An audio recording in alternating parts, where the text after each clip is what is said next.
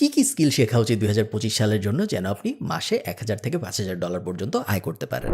2025 সালে আপনি যদি ক্যারিয়ার গড়তে চান, স্পেশালি আপনি যদি অনলাইনে ক্যারিয়ার গড়তে চান, তাহলে কোন স্কিল শেখা উচিত? আজকে আমরা ডেটার উপর ভিত্তি করে কয়েকটা স্কিলের কথা বলবো, যে স্কিলগুলো যদি আপনি শিখতে পারেন তাহলে আপনার 2025 সাল অনেক বেশি অসাধারণ যাবে। ভিডিও শুরু করার আগে বলে রাখি, সেম ভিডিও আমরা কিন্তু প্রত্যেক বছর করি। 2024 সালেও আমরা 2024 সালের সেরা স্কিলগুলো নিয়ে কথা বলছি, 2023 সালেও আমরা 2023 সালের সেরা স্কিলগুলো নিয়ে কথা বলছি। ওগুলার বেশিরভাগই এখনো রেলেভেন্ট। এরকম খুব কমই হয় যে একটা স্কিল যেটা 2023 সালে অসাধারণ ছিল, সবাইকে শিখতে বলা হয়েছে, 2025 সালে এসে ওটা আর কারো শেখা উচিত না। এরকম খুব কমই হয়। সো আপনার যদি আরো স্কিল দরকার হয় তাহলে আমি রেকমেন্ড করবো এই ভিডিওটা দেখার পরে গত বছরেরটা দেখতে এবং তারপর তার আগের বছরেরটা দেখতে। ওগুলার 99% স্কিল এখনো রেলেভেন্ট। ওগুলা যদি আপনি ঠিকমতো শিখতে পারেন, এখনো আপনার জীবনে, আপনার ক্যারিয়ারে অনেক বেশি ইমপ্রুভমেন্টস আসবে এবং আপনার আয় রোজগার অনেক বেশি বাড়বে। চলেন এই বছরের ভিডিও শুরু করি।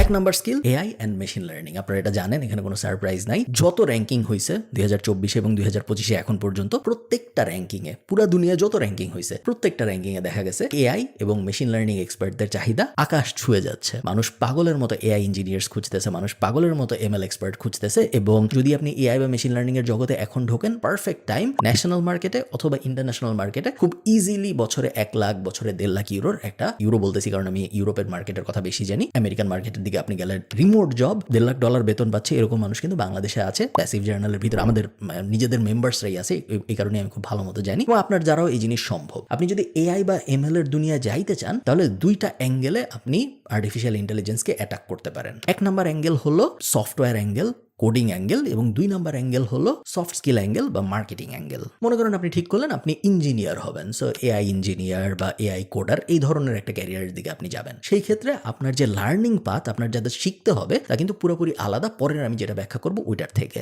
ইঞ্জিনিয়ার হইতে আপনার অবশ্যই পাইথন লাগবে, পাইথন ছাড়া তো আপনি হইতে পারবেন না। আমি বলবো আপনার C++ও লাগবে, জাভাও হয়তো লাগবে, যেগুলো বেসিক কোডিং, বাট স্টিল আপনি এআই ইঞ্জিনিয়ার হইতে গেলে এগুলো ছাড়া আমার মনে হয় না সম্ভব। আপনার আর শেখা উচিত স্ট্যাটিস্টিক্যাল অ্যানালাইসিসের জন্য। এবং যেহেতু আপনি ইঞ্জিনিয়ারিং এর একটা লাইনে যাচ্ছেন, এআই ইঞ্জিনিয়ারিং এর একটা লাইনে যাচ্ছেন, আপনার অবশ্যই ম্যাথমেটিক্যাল সেন্স ভালো হওয়া উচিত। সো লিনিয়ার অ্যালজেব্রা বলেন বা ক্যালকুলাস বলেন, এই টাইপ জিনিসপত্রগুলো কিন্তু আপনার শেখা থাকতে হবে। এবং অবশ্যই মেশিন লার্নিং এর ফান্ডামেন্টাল শেখা থাকতে হবে। মনে হইতে পারে যে এত কঠিন জিনিস, এগুলো আমি কিভাবে শিখবো না শিখবো। গুগলের ফ্রি কোর্স আছে, ইউটিউবে হাজার ফ্রি কোর্স আছে। এআই যেহেতু একটা হট টপিক, যত বড় কোম্পানি আছে, ফ্যাং বলেন বা ইভেন ফরচুন 10 বলেন, যত ন্যাসডাকের যেসব বড় কোম্পানির নাম আপনি শুনছেন, ইভেন এমন কোম্পানি ধরেন আইবিএম টাইপ কোম্পানি, সবাই ফ্রি কোর্স লঞ্চ করেছে এআই রিলেটেড, এবং প্রত্যেকটাই আপনি গুগল করলে পেয়ে যাবেন। একই সাথে প্ল্যাটফর্মরা, যেমন ধরেন কোর্সেরা, তারপরে আরো যেসব অনলাইন কোর্সের প্ল্যাটফর্ম আছে, ওরা সবাইও এআই নিয়ে কোর্স লঞ্চ করেছে এবং বিভিন্ন ইউনিভার্সিটিও এআই নিয়ে ফ্রি কোর্স লঞ্চ করেছে। হার্ভার্ডের তো অনেকদিন ধরেই কোডিং এর একটা কোর্স ছিল, অনেক ফেমাস, বাট অন্যান্য ইউনিভার্সিটিও কিন্তু লঞ্চ করেছে এআই রিলেটেড কোর্স, এবং যার মধ্যে কোডিং একটা বড় পার্ট। সো ওই দিকে আপনি যাইতে পারেন। আমি যদি হইতাম আমি ওই দিক থেকেই শুরু করতাম। এই ভিডিওর স্পন্সর ট্যাপসেন্ড, যেটা হলো এক দেশ থেকে আরেক দেশে টাকা পাঠানোর একটা অ্যাপ, যেটার অ্যান্ড্রয়েড এবং আইওএস দুইটা ভার্সনই আছে। অন্যান্য অ্যাপ ব্যবহার না করে ট্যাপসেন্ড ব্যবহার করার মেইন সুবিধা হলো 5টা। 1 নম্বর সুবিধা, জিরো ফি অন ট্রান্সফার। টাকা পাঠাইতে বা যিনি টাকা রিসিভ করতেছে তার টাকা রিসিভ করতে কোনো এক্সট্রা টাকা পয়সা খরচ হয় না। সেকেন্ড বেনিফিট, খুবই ভালো এক্সচেঞ্জ রেট। আপনি আজকে যত টাকা পাঠাচ্ছেন, আপনি আজকে যদি $1 পাঠান, ওই $1 সমপরিমাণ ওই দিনের সর্বোচ্চ বিডিটি যেটা, সেটাই আপনি পাবেন ট্যাপসেন্ড ব্যবহার করলে। 3 নম্বর বেনিফিট, ফ্লেক্সিবল পেমেন্ট মেথড। আপনি যাকে টাকা পাঠাচ্ছেন সে তার ব্যাংকে, তার নগদে, তার বিকাশে সিক্রেট পিন দিয়ে কোনো একটা ব্যাংক থেকে উঠাতে চাইলে সেভাবে, মোট কথা তার টাকা উঠাতে কোনো এক্সট্রা ঝামেলা পোহাইতে হবে না, যেটা একটা বড় বেনিফিট। 4 নম্বর, যেটাও একটা খুব বড় বেনিফিট, সেটা হলো কুইক ট্রান্সফার স্পিড। আপনি আজকে টাকা পাঠাইলেন, সে 1 বছর পরে টাকা পাবে এরকম না, বাট তাড়াতাড়ি সে টাকাটা পেয়ে যায়, যেটা খুব ভালো একটা ব্যাপার। UK, USA, Europe, Canada, UAE এবং অস্ট্রেলিয়া, এই 6 জায়গায় এই মুহূর্তে ট্যাপসেন্ড অ্যাভেলেবল। আমি ডেসক্রিপশন এবং ফার্স্ট কমেন্টে সব লিঙ্ক দিয়ে দিব অ্যাপ ডাউনলোড করার জন্য। আপনি যদি কেএফ কুপনটা ব্যবহার করেন, তাহলে আপনি যাকে টাকা পাঠাচ্ছেন সে, আপনি যত টাকা পাঠাচ্ছেন তা তো পাবেই, তার সাথে 10 ক্রেডিট এক্সট্রা পাবে। সো ফর এক্সাম্পল, আপনি যদি $100 পাঠান, তাহলে যিনি রিসিভ করতেছে সে $110 সমমূল্যের বিডিটি পাবে,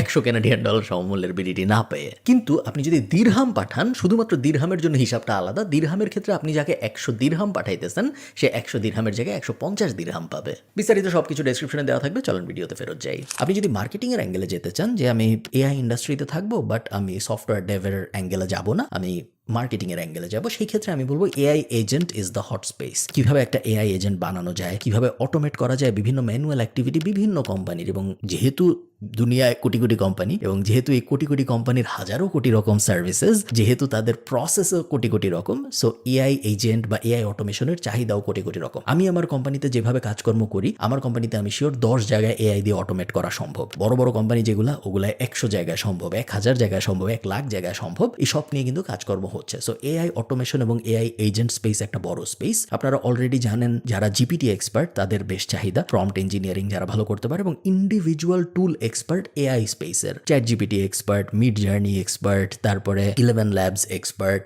এই ধরনের যে ইন্ডিভিজুয়াল টুল, সেই টুলের একজন এক্সপার্ট, এরকম মানুষের চাহিদাও কিন্তু বাড়তেছে। 1 বছর আগেও আমরা জানতাম না যে 11 ল্যাব এক্সপার্টদের মানুষ $13 পার আওয়ার দিয়ে হায়ার করবে, বা মিড জার্নি এক্সপার্টদের মানুষ $40 পার আওয়ার দিয়ে হায়ার করবে। এগুলো কিন্তু এখন অহরহ হচ্ছে। কেন হচ্ছে? তার কারণ এনাফ সাপ্লাই নাই মার্কেটে।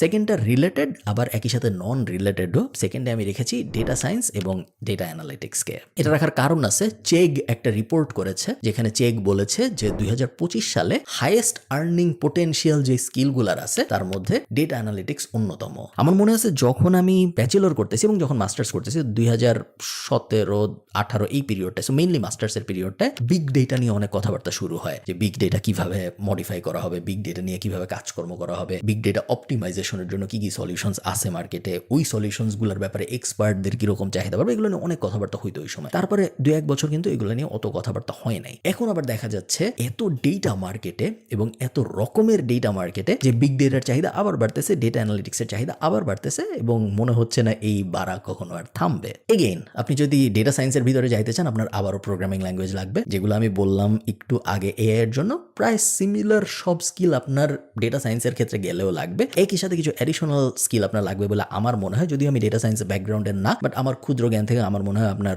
অবশ্যই এসকিউএল ডেটাবেস টাইপ জিনিসপত্র খুব ভালো মতো আয়ত্তে থাকতে হবে। আপনার প্ল্যাটফর্মগুলোর ব্যাপারে ভালো নলেজ থাকতে হবে। ধরেন অ্যামাজনের AWS আছে, গুগলের ক্লাউড আছে, এই সব কিছুর ব্যাপারে আপনার খুব ভালো নলেজ থাকতে হবে। একই সাথে ধরেন NLP, deep language, time sensitive model ইত্যাদি যা যা আছে, ওগুলোর ব্যাপারেও যদি আপনার ভালো নলেজ থাকে, তাহলে আপনি ডেটা সায়েন্স ফিল্ডে দেখবেন অনেক ভালো করবেন। একটা জিনিস আমি বলে রাখি, এটা ডেটা সায়েন্সের জন্য সত্য, বাট এটা প্রবাবলি সবকিছুর জন্যই সত্য। গুগল এবং IBM এর কিন্তু ডেটা সায়েন্সের সার্টিফিকেশন আছে, এবং আমি মনে করি আপনি যদি ডেটা সায়েন্স ফিল্ডে যেতে চান, আপনার অবশ্যই এই সার্টিফিকেশনগুলো নেওয়া উচিত। একই জিনিস আমি ডিজিটাল মার্কেটারদের জন্য মনে করি, যে আপনি যদি ডিজিটাল মার্কেটিং ফিল্ডে যেতে চান, গুগল অ্যানালিটিক্স সার্টিফিকেশন, তারপরে ফেসবুকের অ্যাডেরও একটা সার্টিফিকেশন আছে, মেটার, এই ব্যাপারগুলো, হাবস্পটের সার্টিফিকেশন, এগুলো যদি আপনার নেওয়া থাকে তাহলে ভালো হয়। মার্কেটিং এরগুলো করা আসলে অনেক সহজ। অ্যাকচুয়াল ডেটা অ্যানালিটিক্সের ভিতরে যদি আপনি যান, বা ডেটা সায়েন্সের ভিতরে যদি আপনি যান, ওই সার্টিফিকেশনগুলো পাওয়া অনেক কঠিন, বাট এগুলো ওয়ার্থ ইট, স্পেশালি যদি আপনি রিমোট জব খোঁজার পরিকল্পনা করেন এই স্কিলগুলো দিয়ে। ওকে, থার্ডে আমি একটা বাকেট করে আপনাদের বলতেছি। থার্ডে আমি একই সাথে রাখবো ডিজিটাল মার্কেটিং, একই সাথে আমি রাখবো কন্টেন্ট, একই সাথে আমি রাখবো মার্কেটিং স্ট্র্যাটেজি, এবং একই সাথে আমি রাখবো এডিটিং। সো এগুলো সবই আলাদা আলাদা স্কিল, প্রত্যেকটারই ইন্ডিভিজুয়াল এক্সপার্ট হয়, এবং প্রত্যেকটার ইন্ডিভিজুয়াল এক্সপার্টদেরই অনেক চাহিদা, বাট সব যেহেতু সিমিলার কনসেপ্ট ওয়াইজ, এই কারণে আমি সবকটা একসাথে আপনাদের বলতেছি। বাট আপনাদের এর সবকটা শিখতে হবে, এটা একদমই জরুরি না। আপনি শুধু ভিডিও এডিটিং শিখতে পারেন, আপনি শুধু ডিজিটাল মার্কেটিং স্ট্র্যাটেজি শিখতে পারেন, আপনি শুধু সোশ্যাল মিডিয়া স্ট্র্যাটেজি শিখতে পারেন, ইভেন আপনি ইন্ডিভিজুয়াল সোশ্যাল মিডিয়া ধরে ধরেও শিখতে পারেন। শুধু টিকটক এক্সপার্টদেরও অনেক চাহিদা, শুধু ইনস্টাগ্রাম এক্সপার্টদেরও অনেক চাহিদা, শুধু ফেসবুক এক্সপার্টদেরও অনেক চাহিদা। এই জিনিস বলতে আমি আসলে কি বোঝাচ্ছি? আমি মেইনলি বোঝাচ্ছি বর্তমান যুগে এসে সব কোম্পানি ডিজিটালে চলে আসছে।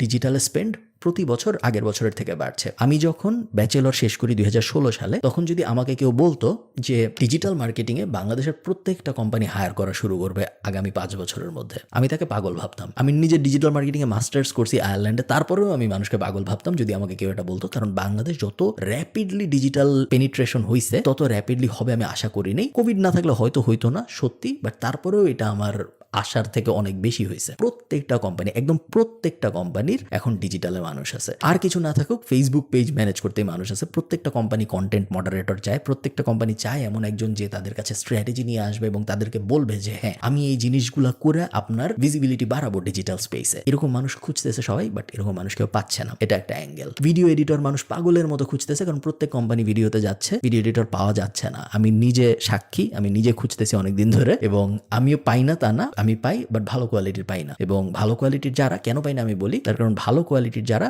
তারা অলরেডি ইন্টারন্যাশনাল মার্কেটে চলে যায় শেখার পরেই, বাংলাদেশে বসে তারা ইন্টারন্যাশনাল কাজ করা শুরু করে এবং তাদের আমরা এফোর্ড করতে পারি না। আর বাজে কোয়ালিটির যারা তারা ইন্টারন্যাশনালিও কাজ পায় না, আবার তাদের আমরাও চাই না, কারণ তারা বাজে কোয়ালিটির। সো মার্কেটে একটা বিশাল ভ্যাকিউম আছে ভালো কোয়ালিটির মানুষের। এডিটিং দিয়ে আমি এক্সাম্পল দিয়ে বোঝালাম, বাট সব ফিল্ডেই। এবং প্রতিনিয়ত ডিজিটাল মার্কেটিং এর চাহিদা যেভাবে বাড়তেছে, এই জিনিস যদি আপনি শিখতে চান এখন, আগে শিখতে পারলে আরো ভালো হইতো, বাট এখন একদম পারফেক্ট সময় এই জিনিসের ভেতরে ঢুকার।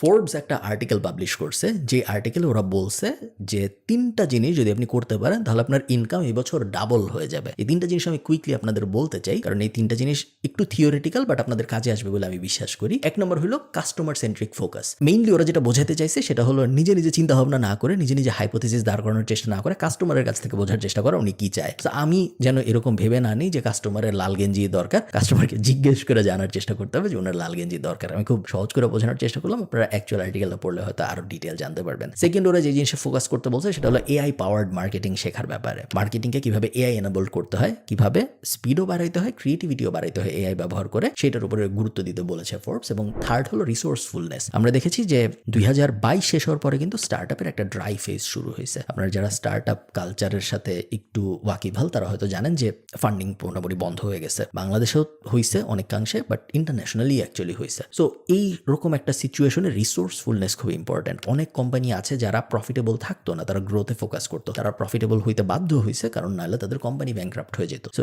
এই ধরনের জিনিসগুলোর উপরে ফোকাস করতে মেইনলি বলছে ফোর্বস রিসোর্সফুলনেস কথাটা ব্যবহার করে। সহজ বাংলায় বলতে গেলে আপনার সীমিত সম্পত্তি ব্যবহার করে ম্যাক্সিমাম আউটপুট জেনারেট করাকে আমরা রিসোর্সফুলনেস বলি। লাস্ট একটা জিনিস, আমি জানি ভিডিওটা বড় হয়ে যাচ্ছে, আপওয়ার্কও একটা আর্টিকেল পাবলিশ করছে। যে আর্টিকেলটা মূলত কিভাবে একজন ফ্রিল্যান্সার হওয়া যায় 2025 সালে, এটা নিয়ে পুরো আর্টিকেলটা আপনার পড়া জরুরি না, বাট ওই আর্টিকেলটার মধ্যে ওরা একটা লিস্ট দিছে যে কোন কোন ফ্রিল্যান্সিং স্কিল আপওয়ার্ক প্ল্যাটফর্মটার ভিতরে ওরা মনে করতেছে সবচেয়ে বেশি ডিমান্ডিং হবে 2025 সালে। এবং ওরা এই ডেটাটা করছে 8000 স্কিলের উপর ভিত্তি করে, 180টা ক্যাটাগরির উপর ভিত্তি করে। এবং আপওয়ার্ক দুনিয়ার সবচেয়ে বড় ফ্রিল্যান্স মার্কেট প্লেস। এই স্কিল লিস্ট আপওয়ার্ক এই কারণেই দিচ্ছে কারণ এই স্কিল লিস্টে কাজ আছে। সোজা হিসাব 1 নম্বর আছে সফটওয়্যার ডেভেলপমেন্ট, 25% আপওয়ার্কের কাজ। আপওয়ার্কের টোটাল যত কাজ পাবলিশ হয় তার মধ্যে 25% সফটওয়্যার ডেভেলপমেন্টের। সেকেন্ডে আছে রাইটিং, থার্ডে আছে ডিজিটাল মার্কেটিং, ফোর্থে আছে ওয়েব অথবা মোবাইল ডেভেলপমেন্ট, এরপরে ফিফথে আছে গ্রাফিক ডিজাইনিং। বাকিগুলো আমি আরো তো বললাম না, ট্রান্সলেশন, কন্টেন্ট ডেভেলপমেন্ট ইত্যাদি ইত্যাদি। আপনারা যদি ডিটেল চান আপনারা গুগল করে পড়তে পারেন, বাট ফার্স্টের 5টাই আমার বেশি ইন্টারেস্টিং মনে হয়েছে, কারণে আমি আপনাদের সাথে শেয়ার করলাম। ভিডিওটা একটু লেন্দি,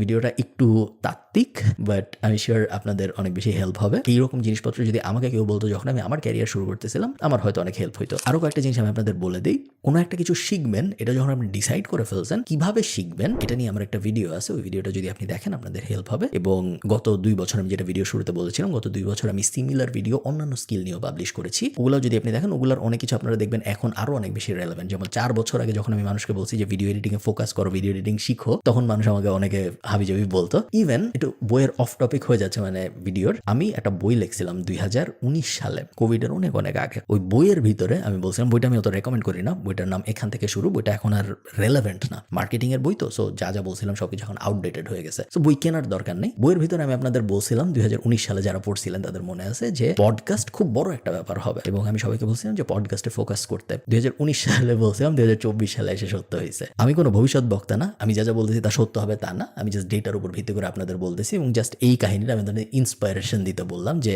আমি যা বলতেছি একটু সিরিয়াসলি কনসিডার করেন, আপনার লাভই হবে, হয়তো ক্ষতি হবে না। ভালো থাকেন সবাই, সবার সাথে আমার দেখা হবে পরে কোনো একটা ভিডিওতে। টাটা।